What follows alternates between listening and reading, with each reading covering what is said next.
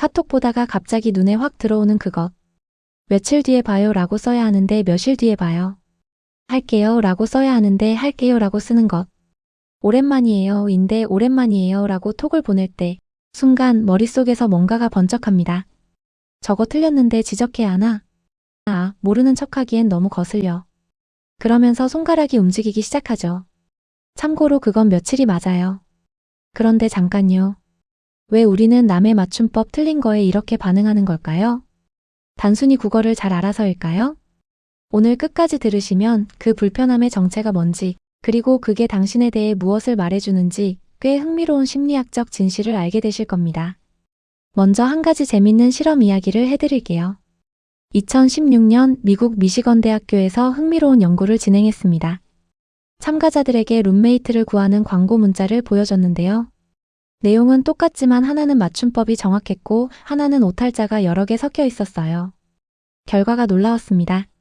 맞춤법 오류가 있는 문자를 보낸 사람을 참가자들은 덜 친절하고 덜 지적이며 덜 신뢰한다고 평가했어요. 내용은 완전히 동일한데도요. 그리고 더 흥미로운 건 맞춤법 오류에 민감하게 반응한 사람들의 성격을 분석해봤더니 내향적이고 꼼꼼하며 완벽주의 성향이 강한 것으로 나타났습니다. 자, 이 얘기가 왜 중요하냐면요. 남의 맞춤법이 거슬리는 것, 단순한 취향이나 교양의 문제가 아니라는 거예요. 이건 당신의 뇌와 성격의 구조와 연결되어 있는 문제입니다. 심리학에서는 이 현상을 설명하는 개념이 있어요. 바로 인지적 질서 욕구, 영어로는 Need for Cognitive Closure라고 합니다. 쉽게 말하면 우리 뇌는 기본적으로 불완전한 것을 완성하고 싶어하는 욕구를 가지고 있어요. 틀린 맞춤법은 뇌에게 일종의 오류 신호입니다. 읽다가 갑자기 걸리는 느낌, 그게 바로 뇌가 이거 뭔가 잘못됐다고 경보를 울리는 거예요. 그리고 이 경보에 특히 예민하게 반응하는 사람들이 있는데 그건 성격 심리학의 빅5 이론에서 성실성과 신경성이 높은 사람들이에요. 성실성이 높으면 규칙과 기준에 민감하고 기준에서 벗어난 것을 보면 자동적으로 교정하고 싶어집니다. 신경성이 높으면 그 불편함이 더 강하게 더 오래 남아요. 자, 여기까지 들으시면서 혹시 이게 나 얘기인가? 싶으신 분들 계시죠?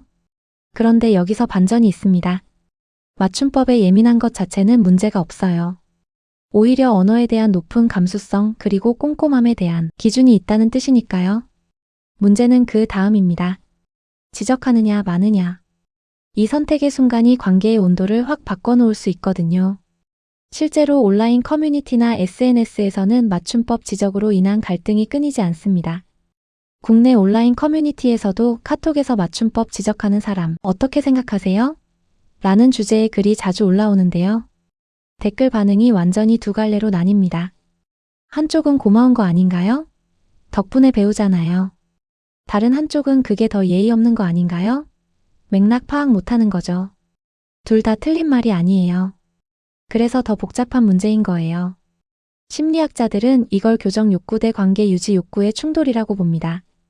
맞춤법을 지적하는 사람의 내면을 들여다보면 사실 악의가 없는 경우가 대부분이에요. 오히려 상대방이 나중에 망신당하지 않도록 도와주고 싶은 마음, 혹은 정확한 소통에 대한 진심 어린 바람이 있는 경우가 많습니다. 하지만 지적을 받는 입장에서는 어떨까요? 대화의 흐름이 끊기고 자신이 평가받는 느낌이 들며 심리적 안정감이 무너집니다. 특히 감정적으로 중요한 이야기를 하던 중에 맞춤법 지적을 받으면 그 불쾌감은 상당히 오래 남아요. 심리학에서 말하는 사회적 위협 반응이 활성화되기 때문입니다.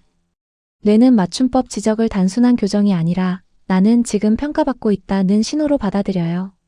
그렇다면 맞춤법이 틀려도 그냥 참아야 하는 걸까요? 아니요. 그것도 정답이 아닙니다. 중요한 건 언제 어떻게입니다.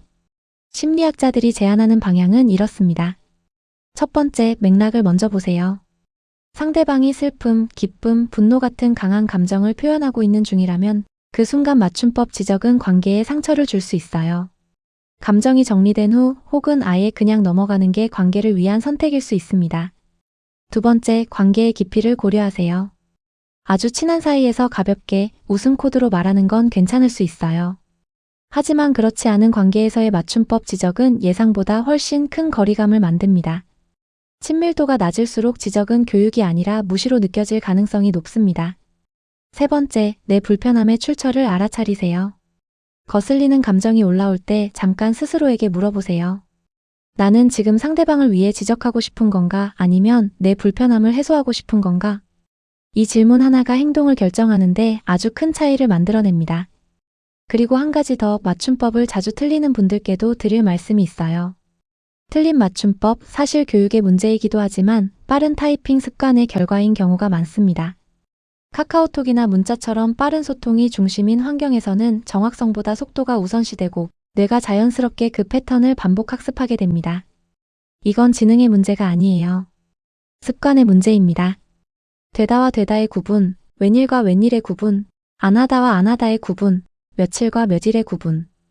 이런 것들 사실 한 번만 정확히 짚어두면 평생 틀리지 않습니다. 작은 언어 습관 하나가 상대방에게 주는 인상을 생각보다 크게 바꿀 수 있어요. 오늘 핵심을 정리해드릴게요. 남의 맞춤법이 거슬리는 건 게으름이나 나쁜 마음이 아니에요. 뇌의 오류 감지 시스템이 작동하는 것이고 꼼꼼하고 기준이 높은 성격의 반영일 수 있습니다. 하지만 지적을 할 때는 내 불편함 해소가 아니라 관계의 온도를 먼저 생각해야 합니다. 맞춤법보다 더 중요한 건 그 대화를 나누는 사람과의 관계니까요. 오늘 영상 재밌게 보셨나요? 혹시 주변에 맞춤법 지적을 자주 하는 분이 계시다면 이 영상 살짝 보내드리는 것도 좋을 것 같은데요. 어떻게 받아들이실지는 모르겠지만요. 구독과 좋아요는 이런 콘텐츠를 계속 만드는데 정말 큰 힘이 됩니다. 알림 설정도 함께 눌러두시면 다음 심리학 이야기를 가장 먼저 만나보실 수 있어요. 댓글에 여러분은 맞춤법 지적 어떻게 생각하시는지 솔직하게 남겨주세요. 다음 영상에서 또 만나요. 지금까지 마인드 아카이브였습니다. 시청해주셔서 감사합니다.